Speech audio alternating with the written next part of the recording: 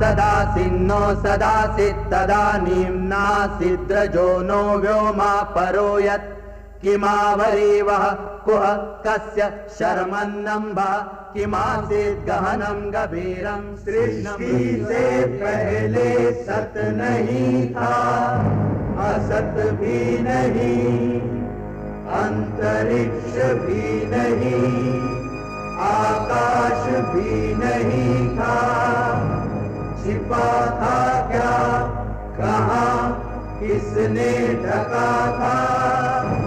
उस पल तो अगम अतल जल भी कहाँ था।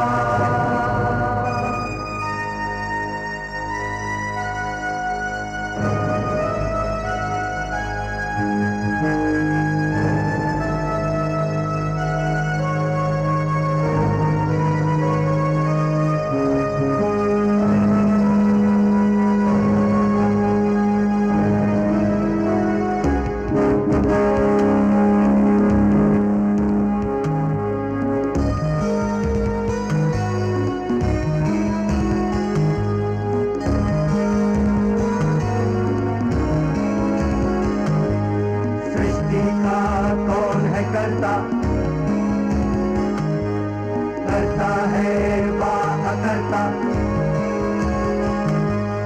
ऊंचे आकाश में रहता, सदा अध्यक्ष बना रहता। वही सचमुच में जानता या नहीं भी जानता है, किसी को नहीं पता, नहीं पता, नहीं है पता, नहीं है पता।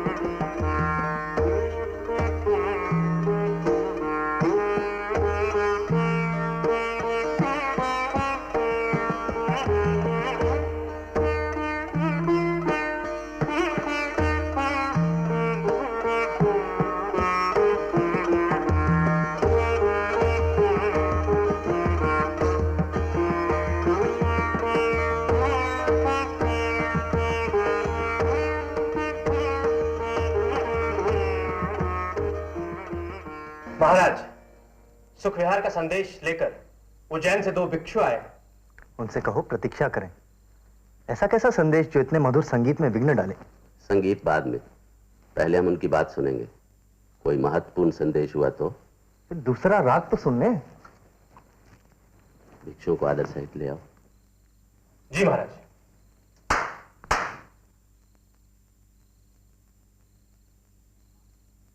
वाह, क्या दृश्य है। सुबह इनके दर्शन हो जाएं तो दिन भर भोजन का दर्शन ना हो। पुण्य आत्माओं को प्रणाम। सुख विहार जी कैसे हैं? क्या संदेश भेजा है? महाराज के लंबे जीवन की कामना के साथ श्रेष्ठी सुखविहार ने संदेश भेजा है कि सांची में विहार का कार्य अब समाप्ति की ओर है। निर्माण संपूर्ण होने पर भिक्षुओं को भोज और वस्त्रादि देने का आयोजन किया है।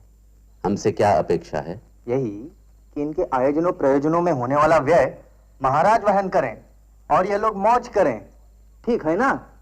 नहीं श्रीमान, श्रेष्ठी सुखविहार ने केवल संदेश ही भेजा है, कुछ लेकर आने को नहीं। हाँ, ऐसा महत्वपूर्ण संदेश न मिलता तो राजकाज ही रुक जाता। इसकी बातों पर ध्यान न दीजिए। आपके आने से इसके आनंद की मात्रा अधूरी रह गई है, इसलिए विचलित है। इस अपराध के लिए क्षमा। उज्जैन में क्षेत्रपाल के रूप में संघ ने महाराज को अपना हितैषी पाया था। सम्राट के रूप में भी महाराज के मन में संघ के प्रति ऐसा ही स्नेहभाव होगा, ये मानकर हम यहाँ आए थे। तब तो अवश्य ही तुमने ये पुराना गीत सुना होगा। मदिरा का एक घूंट बहुत करामाती, माँ है के पत्नी कुछ याद नहीं आती, बहुत करामाती, महलों में जीवन भर सुख पाया है जीवन भर, वही महल पत्तों की कुटिया बन जाती, पोखर भी यूं दिखता सागर हो लहराता, कूदो तो कीचड़ में मुइया सन जाती, बहुत करामाती, बहुत करामाती। मदिरा का कहाँ अंत, मस्ती का नित बसंत, राजा भी लगता है लंगोटिया साथी, बहुत करामाती, बहुत करामाती। महाराज का समय नष्ट करने के लिए हम क्षमा चाहते हैं और वापस जाने की आज्ञा भी। जैसी आपकी इच्छा। श्रेष्ठ जी सुख विहार से कहिएगा, विहार के विषय में जानकर प्रसन्नता हुई।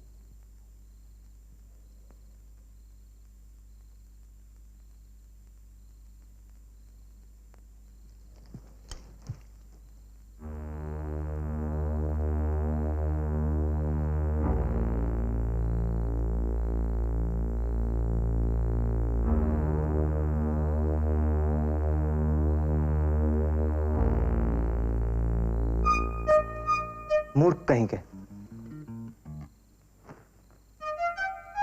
मेरी समझ में ये नहीं आता है कि ये लोग इतने दुखी क्यों रहते हैं। ना काम ना धाम, औरों का खाना औरों का पहनना, और मुंह ऐसा लटकाया हुआ है जैसे कि प्रलय ही आने वाली हो।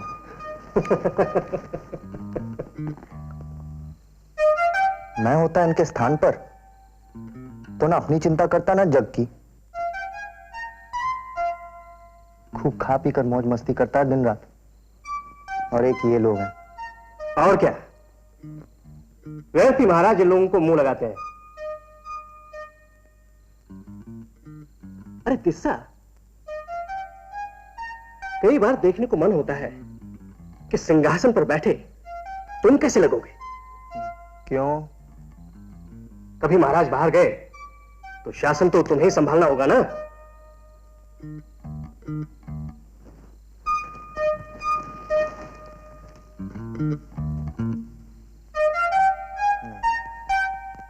बैठो, एक बार बैठ के देख लो। नहीं, मुझे नहीं लगता है कि इसकी गद्दी आरामदायक है। अब बिना बैठे कैसे पता चलेगा, एक बार बैठ जाओ। हाँ ठीक है, तुम हट करते हो तो हम बैठ जाते हैं।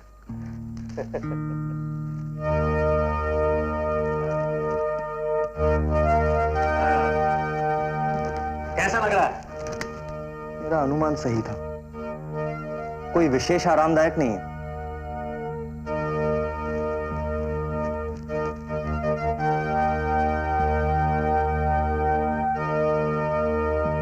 कैसा लग रहा हूं? एकदम महाराज की तरह।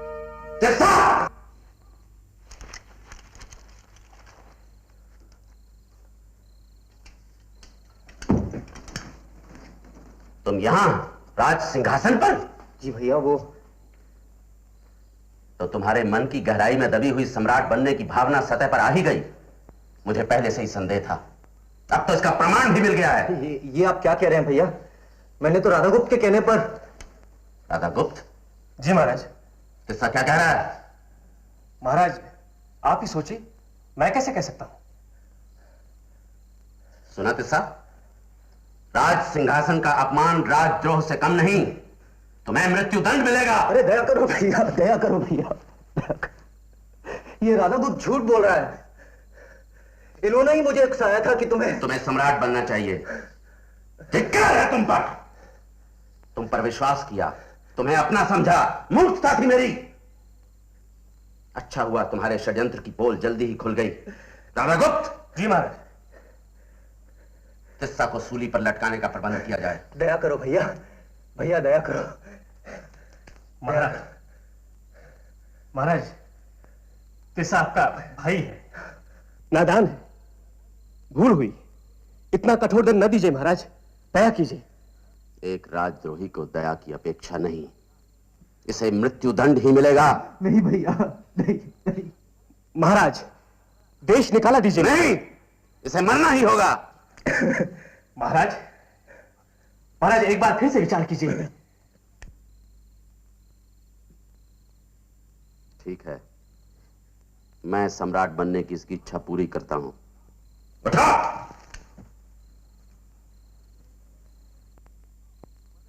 ऊपर देखो। 1 सप्ताह के लिए तुम सम्राट हो। जितना चाहे भोग विलास करो, संगीत नृत्य का आनंद लो। आज के 8वें दिन तुम्हें मृत्यु का आलिंगन करना होगा।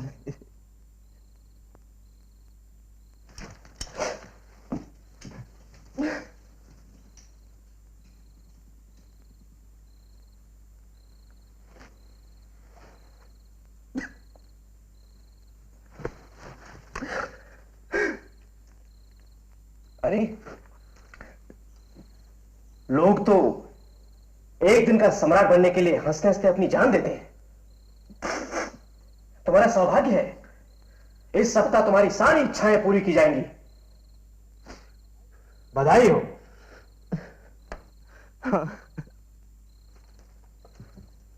महाराज, राग रंग का पूरा प्रबंध कर दिया गया है।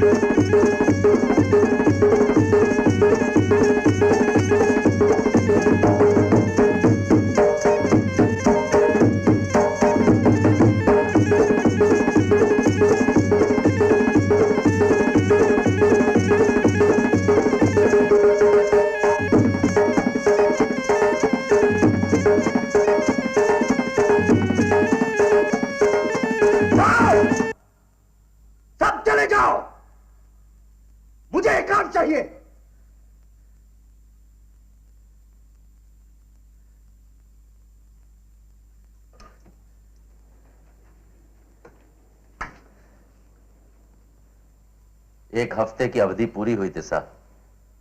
मरने के लिए तैयार हो जाओ।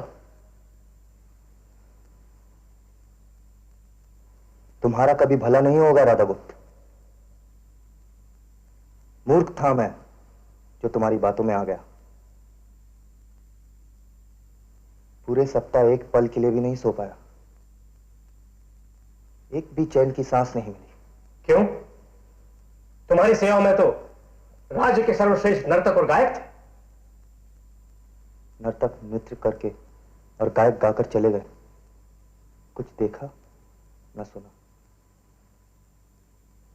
हर पल मृत्यु के विषय में सोच सोच मरता रहा। महाराज, शिक्षा मिल गई है।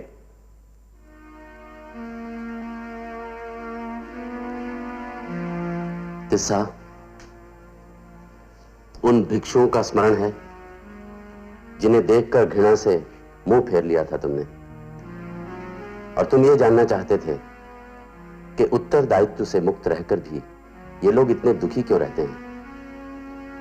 क्योंकि वो कभी भूलते नहीं कि एक ना एक दिन सबको मर जाना है। सांसारिक भोग विलास मिथ्या है, परोपकार ही जीवन है। मैं यही शिक्षा तुम्हें देना चाहता था जो तुम्हें मिल गई है। तुम स्वतंत्र हो। तो मुझे मरना नहीं होगा। आज तो नहीं, किंतु एक ना एक दिन तो मरना ही है।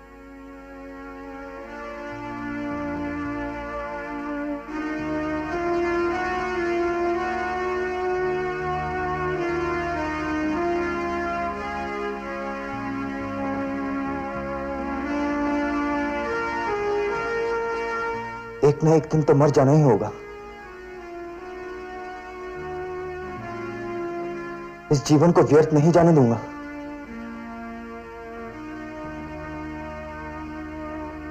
कुछ करना ही होगा। तुम तो गंभीर हो गए। मुझे जाना है। कहां जाओगे? उन भिक्षुओं से क्षमा मांगने।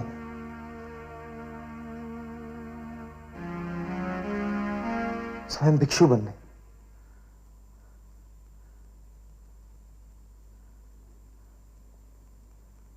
राजप्रसाद छोड़कर जाओगे? सत्ता से दूरी रहूं तो अच्छा है।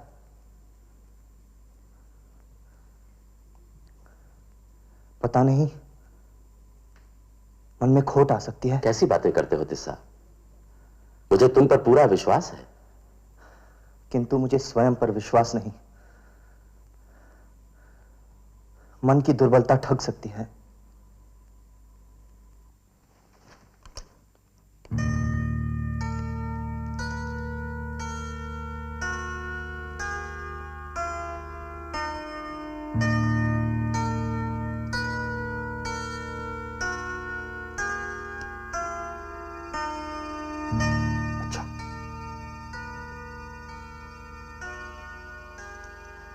महारानी से आज्ञा नहीं लोगे?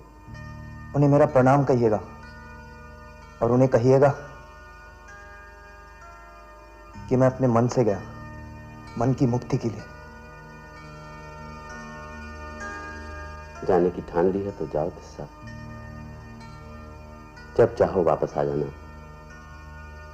राजप्रसाद और हमारे मन के द्वार सदा तुम्हारे लिए खुले रहेंगे।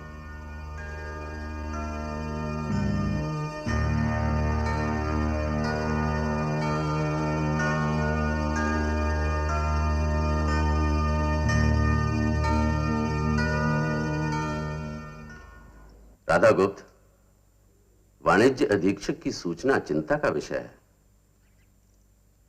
दक्षिणी प्रदेशों के व्यापार और प्रदेश में निर्यात से मिलने वाला राजस्व इस बार बहुत ही कम है। एक और सूचना है महाराज। कलिंग से हमारे दुर्गपाल ने सूचित किया है कि वहां के गण समय समय पर हमारी सीमा चौकियों पर आक्रमण करते रहते हैं और हमारे व्यापार का प्रमुख मार्ग भी कलिंग से ही होकर जाता है। महाराज, उज्जैन के श्रेष्ठी सुख विहार आपके दर्शन करना चाहते हैं। महाराज की जय। आइए श्रेष्ठी सुख विहार। राज्य में व्यापार की बिगड़ती हुई स्थिति पर ही चर्चा हो रही थी। इस समस्या को समझने और इसका हल खोजने में आपसे कुछ सहायता ही मिलेगी। इसी कारण आपको कष्ट देने आया हूं महाराज। तो आप खड़े क्यों हैं विराजी? महाराज, कलिंग के गण ही इस समस्या की जड़ हैं। उन्होंने हमारे कई व्यापारी दलों पर आक्रमण करके उन्हें तहस नहस कर दिया और जो बचे उन्हें भारी कर चुकाना पड़ा। कर? किस बात का? उस मार्ग से आने जाने का। इतना साहस? हाँ महाराज, व्यापारियों ने निर्यात से हाथ खींच लिया है। यदि शीघ्र ही कुछ न किया गया तो स्थिति और भी बिगड़ेगी। किसी प्रकार का समझौता नहीं किया जा सकता? गण बहुत ढीठ है महाराज। राज्य का आधिपत्य उन्हें स्वीकार नहीं है। तो व्यापार मार्ग को बचाना होगा। कैसे? उन्हें पराजित करके। तो क्या युद्ध करना होगा? और कोई चारा नहीं है महाराज। ठीक है, गण हमारे सैन्य बल के आगे कितनी देर तक टिक पाएंगे? ऐसी बात नहीं है महाराज। पूर्वी गण समूह में एकता होने के कारण उनकी शक्ति बढ़ गई है। यदि वो अलग अलग समूह में बंटकर अलग अलग जगहों से हम पर आक्रमण करेंगे तो हम उन्हें पराजित नहीं कर पाएंगे। और फिर महाराज, कलिंग की प्रजा उन्हें शरण देना पुण्य का काम समझती है। ठीक है, इन बातों को ध्यान में रखते हुए तैयारी करो। मेरी एक योजना है। कहो। यदि हम कलिंग से अपने दुर्गपालों को हटा दें और यह समाचार फैला दें कि हमारी सेना में फूट पड़ गई है, यह जानकर गण आक्रमण करने के लिए उतावले हो जाएंगे और फिर हम उन्हें संगठित रूप से युद्ध करने के लिए उकसाएं। और वो हमारी सुविधा अनुसार युद्ध करने के लिए बाध्य हो जाएंगे। जी महाराज, और उनकी सम्मिलित शक्ति हमारी सेना के सामने टूट जाएगी। यदि पहली मुठभेड़ के बाद वो अलग अलग समूहों में बिखर गए तो? यह स्थिति नहीं आएगी महाराज। हमारी सेना आगे बढ़ते हुए गांवों को, फसलों को नष्ट करती जाएगी, कुओं को विषाक्त करती जाएगी, और उसके बाद एक साथ मिलकर उन पर टूट पड़ेगी। भूखे प्यासे गण कब तक लड़ेंगे महाराज? उपयुक्त योजना है, युद्ध की तैयारी करो।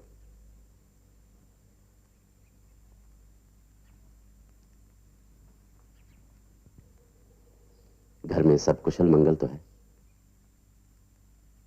देवी और बच्चों का क्या हाल है?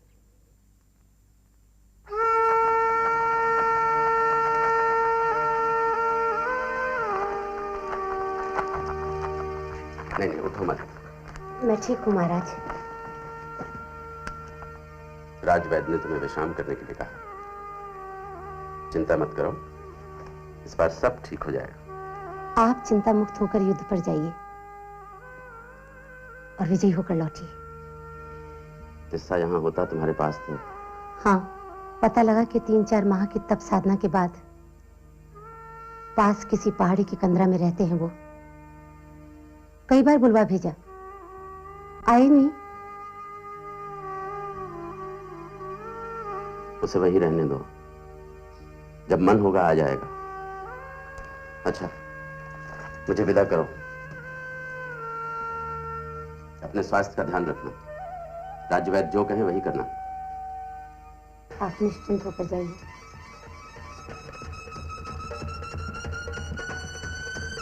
ईश्वर आपकी रक्षा करेंगे।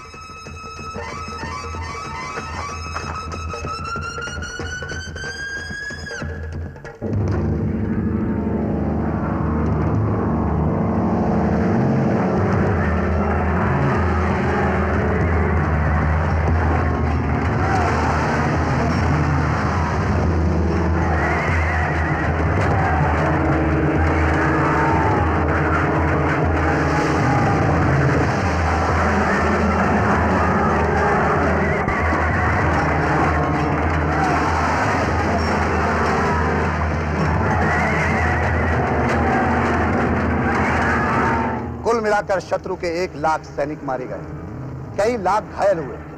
निर्वासित लोग राज्य की प्रति भूमि पर खेती बाड़ी करने के लिए भेज दिए गए।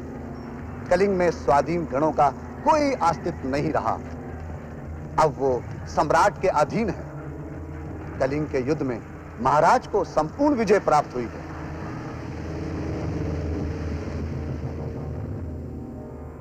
महाराज, गर्भ में ही शिशु की मृत्यु हो गई थी।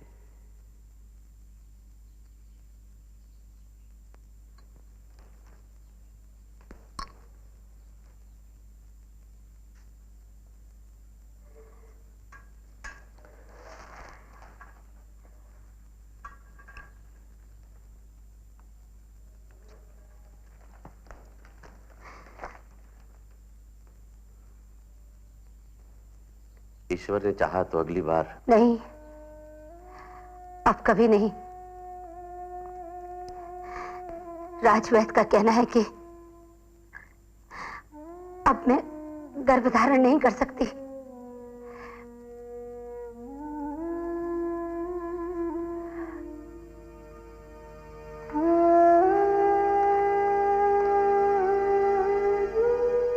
कोई ना कोई उपाय निकल ही आएगा,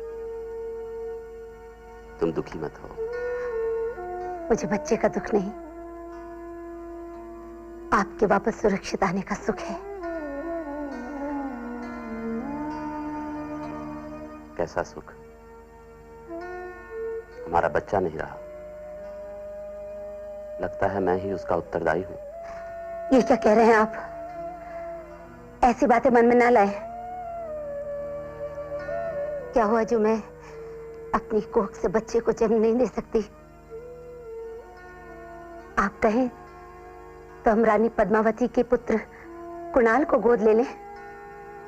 मैं उसे पाल पोस करके बड़ा करूंगी। वही आपका उत्तराधिकारी भी होगा। बच्चे की मृत्यु से मैं सचमुच बहुत दुखी थी। तिस्सा के पास गई, आकांक्षाओं, इच्छाओं और मनुष्य की प्रवृत्ति के विषय में बातें की। उनकी बातों से बहुत शांति मिली, मेरे मन की पीड़ा कम हुई। क्यों ना आप भी जाकर के तिस्सा से मिले? पवित्र आत्मा है वो।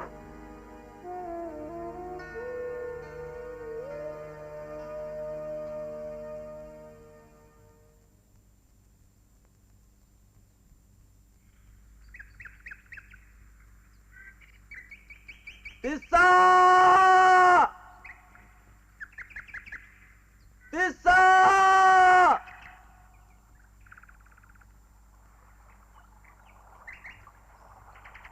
तिस्सा!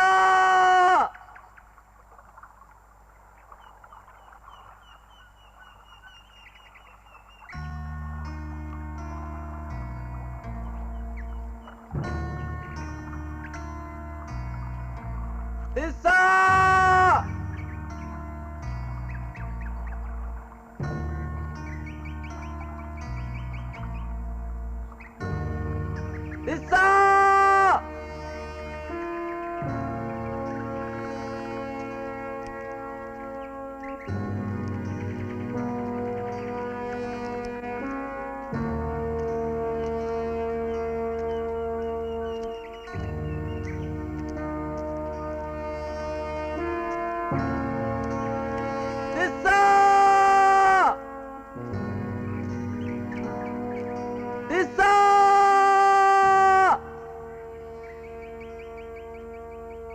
तिस्सा!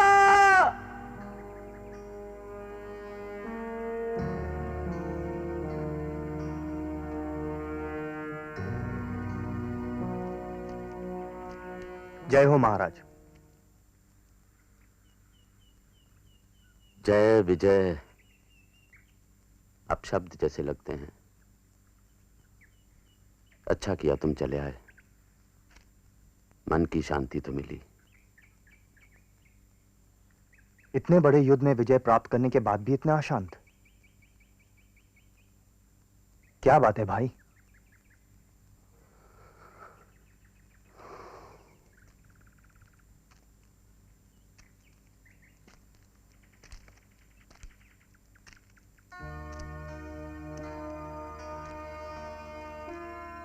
तुम ही बताओ तिस्सा, क्या मेरे बच्चे की मृत्यु दैवी प्रकोप के कारण हुई कि मुझे मेरे पापों का दंड मिल जाए? कैसे पाप? लाखों सैनिकों के रक्त से हाथ सने हैं मेरे। क्या मृत आत्माएं मुझे दंड देना चाहती हैं? देख रहा हूं कि पश्चाताप की अग्नि में जल रहे हैं आप। अच्छा है, अभी तक आत्मा मरी नहीं। भाई अशोक, आप अपने बच्चे की मृत्यु के उत्तरदायी नहीं, किंतु उन लाखों सैनिकों की मृत्यु के उत्तरदायी अवश्य हैं। मैं क्या करता, साम्राज्य की रक्षा के लिए करना पड़ा। साम्राज्य? गौतम बुद्ध का कहना है कि जिस राजा ने धरती का एक टुकड़ा जीत लिया है, वो दूसरा भी जीतना चाहेगा। सारी धरती जीतने के बाद वो आकाश पर राज करना चाहेगा। इसी प्रकार मन की इच्छाएं कभी पूरी नहीं होंगी।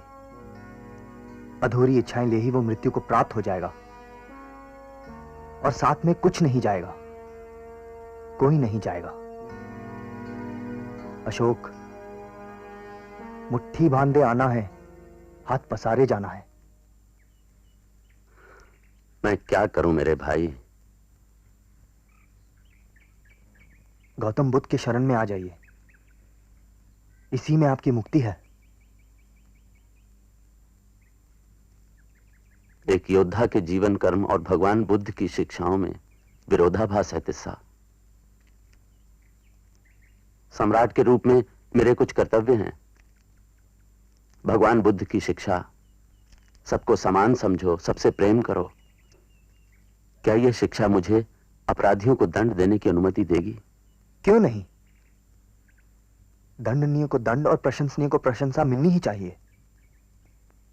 अपराधी को दंड राजा की भावना के कारण नहीं, उसके दुष्कर्मों के कारण मिलता है। और युद्ध में हुआ रक्तपात अकारण है तो निंदनीय है, किंतु शांति स्थापित करने के सभी प्रयत्नों के बाद यदि कोई राजा युद्ध में उतरता है तो उसे दोषी नहीं ठहराया जा सकता। इस स्थिति में वो शत्रुओं के हाथ मारा भी जा सकता है। यदि वो विजयी होता है तो उसे सांसारिक वस्तुओं की क्षणभंगुरता को नहीं भूलना चाहिए। उसे समझना चाहिए कि कुछ भी स्थायी नहीं है, उसकी विजय भी नहीं। एक ही उपाय है, स्वयं को शांत रखकर अपने मन से घृणा निकाल दें। विरोधी को अपने बराबर का स्थान देकर कहें, आओ आओ हम शांति से रहेंगे, भाई बनकर रहेंगे। अशोक, कलिंग के युद्ध में आपको महान सफलता प्राप्त हुई है, किंतु जब आप स्वयं पर विजय प्राप्त कर लेंगे तो यह सफलता महानतम होगी।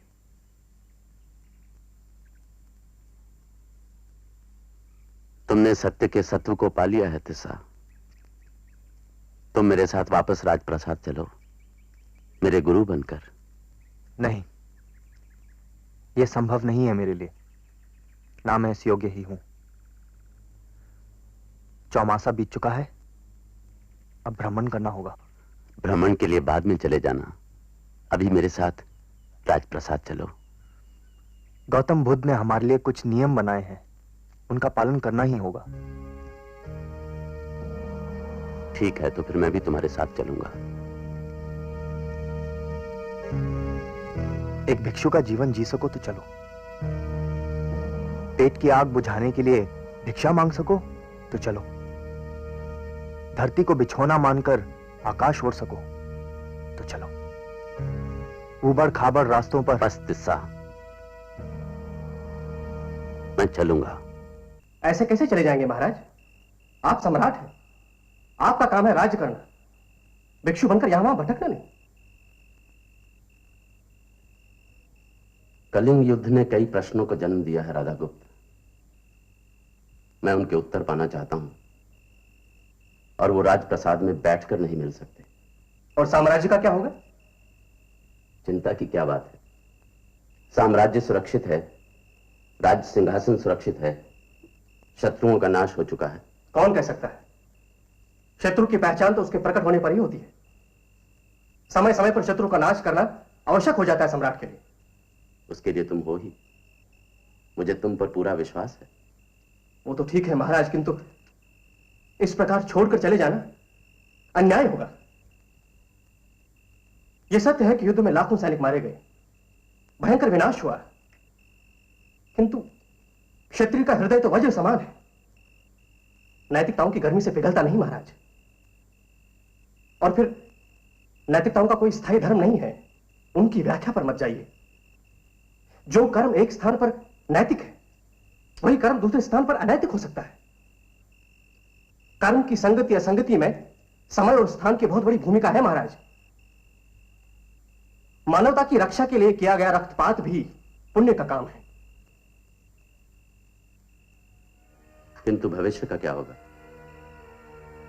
क्या होगा हमारा अंत? भय, भ्रम और आत्मशंकाओं से घिरे साम्राज्य के मोह में जकड़े हुए दो बूढ़े, यही ना? फिर भी महाराज मेरी विनती है, आप मत जाइए। हम सब हैं यहां आपकी सहायता के लिए।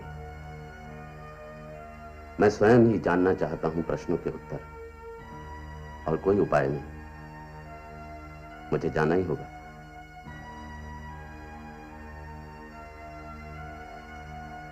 किंतु महाराज, ऐसे कई विषय हैं जिन पर आप ही निर्णय ले सकते हैं, इसलिए राजधानी और आपके बीच में एक संचार व्यवस्था का होना आवश्यक है।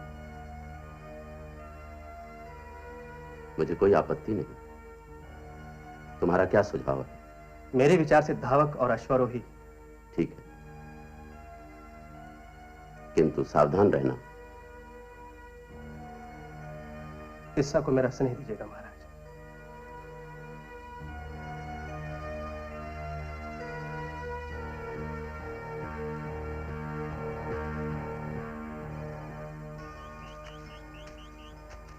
राज सिंहासन पर बैठने के 8 वर्ष बाद सम्राट प्रियदर्शी ने कलिंग देश पर विजय प्राप्त की, जिसमें 1 लाख सैनिक मारे गए, 1.5 लाख लोग निर्वासित हुए और लाखों की संख्या में लोग बुरी तरह घायल हुए।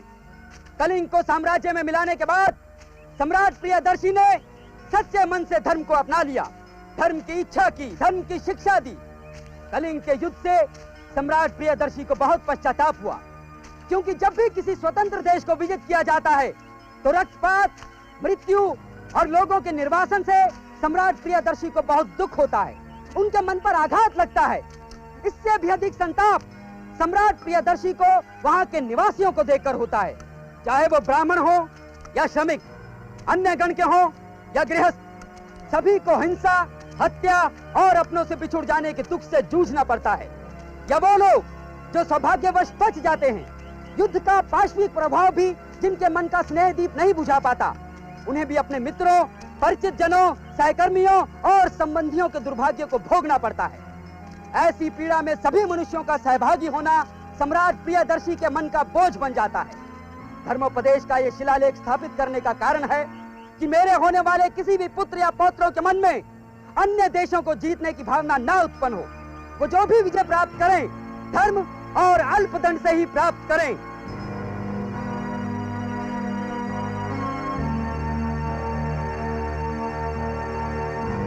सम्राट प्रियदर्शी समस्त गणों, योगियों और जनसाधारण का उनके स्वाभाविक गुणों और मान्यताओं सहित आदर करते हैं। सम्राट प्रियदर्शी के विचार से गुण और सम्मान से भी अधिक सभी संप्रदायों में निहित शिक्षा की प्रगति का महत्व है। यह शिक्षा कई रूप धारण करती है, किंतु इसका आधार है वाणी पर नियंत्रण, जिससे प्रतिकूल अवसरों पर हम अपने संप्रदाय की अत्यधिक प्रशंसा या दूसरे की निंदा ना करें, जिससे हम संप्रदाय का प्रभाव बढ़ा सके और दूसरों को लाभ भी पहुंचा सकें। सम्राट प्रियदर्शी की यही इच्छा है कि समस्त संप्रदायों में पर्याप्त ज्ञान हो और ऐसी शिक्षा दी जाए जो कल्याणकारी हो।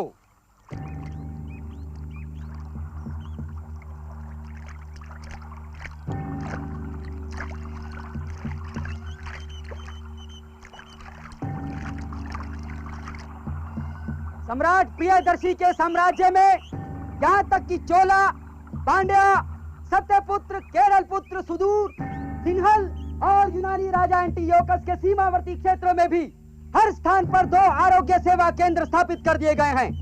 मनुष्य और पशुओं के उपयोग के लिए जड़ी बूटियां उन स्थानों पर भी उगाई जाने लगी हैं जहां पहले वे नहीं पाई जाती थी। मनुष्य और पशुओं के उपयोग के लिए मार्गों के किनारे कुएं खुदवा दिए गए हैं और वृक्ष भी लगा दिए गए हैं। सम्राट प्रियदर्शी के आदेश से तौसाली और संपा के राज्याधिकारियों और नगर न्यायाधीशों के लिए निर्देश। कई सहस्र मनुष्य आपके संरक्षण में हैं। आपको इनका स्नेह पाना चाहिए। सभी मनुष्य मेरी संतान हैं। अपनी संतान के सुख और कल्याण के समान ही इस लोक और परलोक में मैं सभी मनुष्यों के सुख और कल्याण की कामना करता हूं। किंतु आप इस सिद्धांत की गंभीरता को नहीं समझते। यदि आप में से कोई समझेगा भी तो अनुभूति आंशिक ही होगी, संपूर्ण नहीं। समाज में व्यक्तियों को इस पर ध्यान देना चाहिए। प्राय किसी व्यक्ति को बंदी बना लिया जाता है, कष्ट पहुंचाया जाता है और बिना कारण छोड़ भी दिया जाता है, और साथ ही और भी लोगों को कष्ट सहना पड़ता है। आपको अपक्षपात पूर्ण आचरण का अभ्यास करना चाहिए। किंतु जिस व्यक्ति में ईर्ष्या, क्रोधी स्वभाव, कठोरता, उतावलापन, हठ, आलस या शिथिलता जैसा कोई भी दोष है, उसके लिए ऐसा आचरण संभव ना हो पाएगा। आपको इन दोषों से दूर रहना चाहिए। इन निर्देशों का पालन करने पर आपका भारी हित और पालन न करने पर उतना ही अहित होगा। भूतपूर्व राजाओं ने जनमानस की प्रगति के प्रयास किए, किंतु उनकी प्रगति ना हो सकी। तो कैसे जनमानस के मन में धर्म के प्रति रुचि जागे और आस्था जन्मे? धर्म निष्ठा द्वारा कैसे मैं उनकी प्रगति कर सकूं? मैं उन्हें धर्मोपदेश सुनाने की व्यवस्था करूंगा। लाखों जन के बीच राजू का नियुक्त कर दिए गए हैं। उन्हें निर्देश दिए गए हैं कि वे जनमानस में धर्म के प्रति आस्था जगाएं। मेरे धर्माधिकारी सभी संप्रदायों के बीच कार्य कर रहे हैं। ये और अन्य कई मुख्य अधिकारी मेरी और महारानी की ओर से दान दक्षिणा वितरित कर रहे हैं। इस प्रकार धर्म की ख्याति विश्व भर में फैलेगी और इसकी पुष्टि होगी दया, दान, सत्यवादिता, पवित्रता, करुणा और सदाचार के रूप में। यह सब मैंने इस कारण किया है कि मेरे पुत्र पौत्र और जब तक सूर्य चंद्र गतिशील हैं, जनमानस धर्म का पालन कर सकें। सम्राट प्रियदर्शी के आदेश से धर्मोपदेश का यह शिलालेख स्थापित किया गया। अब यहाँ किसी भी प्राणी की हत्या करने या बलि चढ़ाने की अनुमति नहीं है। यद्यपि कुछ उत्सव सम्राट प्रियदर्शी को मान्य हैं, फिर भी उत्सवों में निहित अधर्म के कारण उनके आयोजन की अनुमति नहीं है।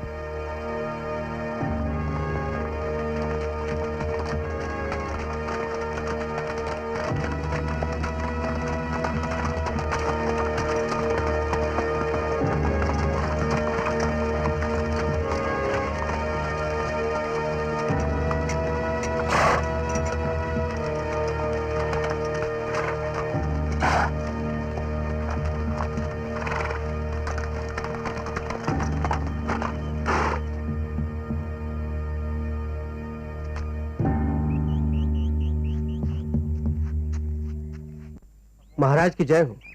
कल्याण हो। कैसे हैं राधा गुप्त? मैं तो ठीक हूं महाराज, किंतु आपका स्वास्थ्य गिर गया है। अरे नहीं, पाटलिपुत्र के क्या हाल हैं? आपकी प्रतीक्षा में है महाराज। अब तो वापस चलिए। चलते हैं, ऐसी भी क्या जल्दी है? थोड़ा विश्राम कर लो, ये लोग भी विश्राम कर लें। अश्वों को भी चारा पानी मिलना चाहिए। जी महाराज। महाराज मेरी समझ में नहीं आ रहा कि आपके आदेशों का क्या करूं। पालन करो और क्या। किंतु महाराज, आपने तो आधा सैन्य बल ही हटाने का आदेश दिया है, और वो भी सीमावर्ती क्षेत्रों में। ये तो संकट को बुलावा देना हुआ महाराज। नैतिकता के बल से विद्रोहियों को दबाया नहीं जा सकता। कलिंग में शक्ति का तांडव करके देख चुके हैं हम। क्या मिला हमें? व्यापार के लिए आवश्यक मार्ग की सुरक्षा और एक अत्यंत उपयोगी राज्य, जिसकी रक्षा के लिए हर समय भारी सैन्य बल आवश्यक है कि विरोधी उसे वापस न ले लें। इसे तुम विजय कहते हो? नहीं राधा गुप्त, बहुत हो चुका शक्ति प्रदर्शन।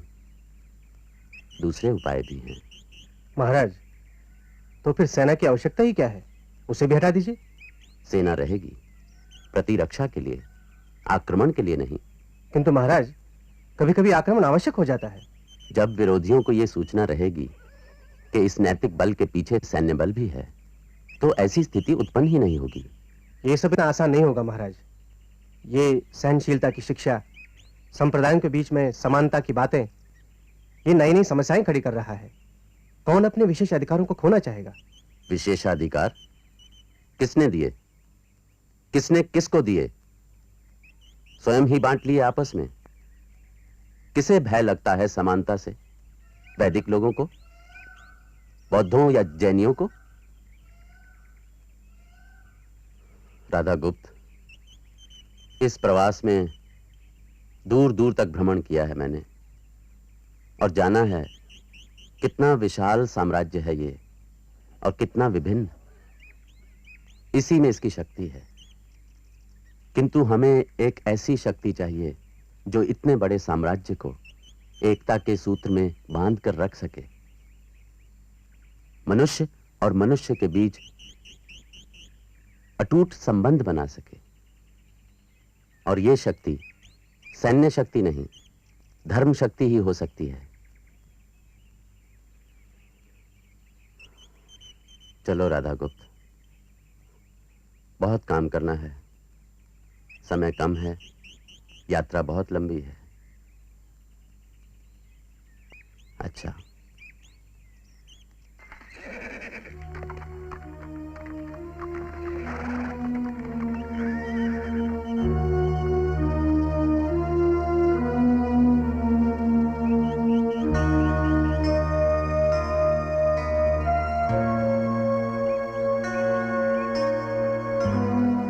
भारत को एक सूत्र में बांधने और एक संगठित राज्य की स्थापना करने की कल्पना को साकार करने की कोशिश सबसे पहले अशोक ने ही की, और वो भी किसी व्यक्ति की सामाजिक जरूरतों और अरमानों का दमन किए बिना।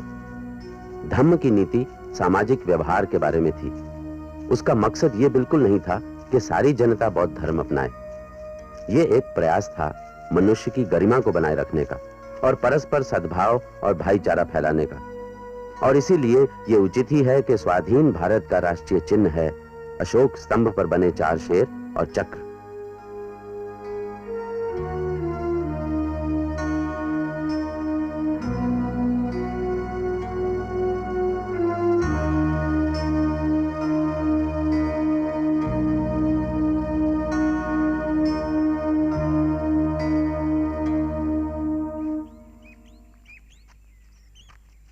धम्मं शरणं गच्छामि, संघं शरणं गच्छामि, बुद्धं शरणं गच्छामि, धम्मं शरणं गच्छामि, संघं शरणं गच्छामि, बुद्धं शरणं गच्छामि, धम्मं शरणं गच्छामि, संघं शरणं गच्छामि, बुद्धं शरणं गच्छामि, धम्मं शरणं गच्छामि।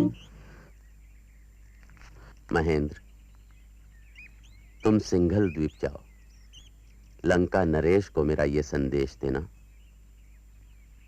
कहना बोधि वृक्ष से ही जन्मा ये नन्हा सा पौधा मैंने उपहार स्वरूप भेजा है। ये उनके प्रति मेरे स्नेह का प्रतीक है और प्रतीक है इस विश्वास का कि वो अपने देश में धर्म का प्रचार करेंगे। संघमित्रा, तुम साम्राज्य की सीमा के पार पूर्वी देशों में जाओ और धर्म का ऐसा प्रचार करो कि पूरे विश्व में शांति का संदेश फैल जाए। जाओ।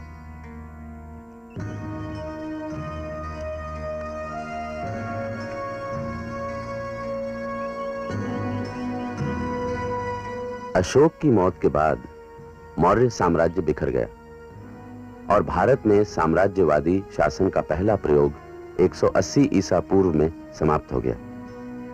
बाद की सदियों में भी कई कोशिशें हुई, मगर हालात कभी इतने अनुकूल नहीं थे। इसकी वजह थी राजा और प्रजा के बीच आए जमींदारों और सामंतों की बढ़ती शक्ति। बंजर जमीन पर खेती के फैलाव के बावजूद भी राजा को मिलने वाली चुंगी और कर में कोई बढ़ोतरी नहीं हुई, क्योंकि सामंत और सरदार इसका एक बड़ा हिस्सा बीच में ही हथिया लेते थे। इस वजह से राजा के पास कुशल सेना और हथियार जुटाने के साधन भी कम हो गए। साम्राज्य स्थापित करने के मंसूबों में तो कोई कमी नहीं आई, मगर पहले साम्राज्य की स्थापना के पीछे जो महत्वाकांक्षा और उत्साह थे वो दोबारा कभी सामने नहीं आए।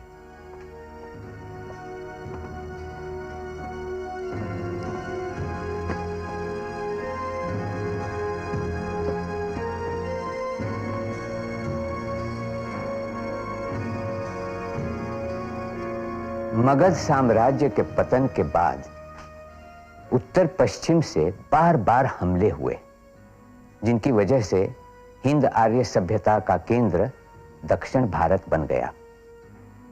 न सिर्फ विद्वान बल्कि कलाकार, कारीगर और शिल्पकार भी मगध को छोड़कर दक्षिण भारत में बस गए।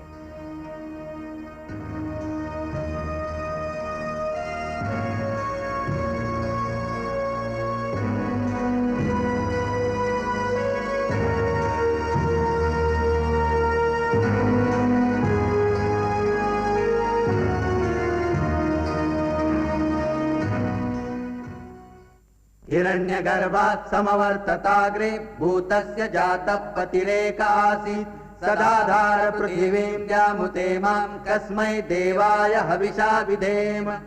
वह था हिरण्यगर्भ सृष्टि से पहले विद्यमान, वही तो सारे भूत जात का स्वामी महान, जो है अस्तित्वमान धरती आसमान धारण कर।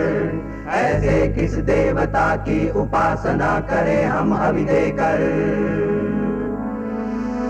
जिसके बल पर तेजोमय है अंबर, पृथ्वी हरी भरी स्थापित स्थिर, स्वर्ग और सूरज भी स्थिर।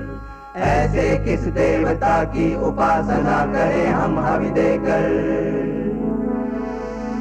गर्भ में अपने अग्नि धारण कर पैदा कर, व्यापा था जल इधर उधर नीचे ऊपर, जगा जो देवों का एकमेव प्राण बनकर। ऐसे किस देवता की उपासना करें हम हवि देकर। ओ सृष्टि निर्माता स्वर्ग रचयिता पूर्वज रक्षा कर, सत्य धर्म पालक अतुल जल नियामक रक्षा कर। फैली है दिशाएं बाहु जैसी उसकी सब में सब पर, ऐसे ही देवता की उपासना करें हम हवि देकर, ऐसे ही देवता की उपासना करें हम हवि देकर।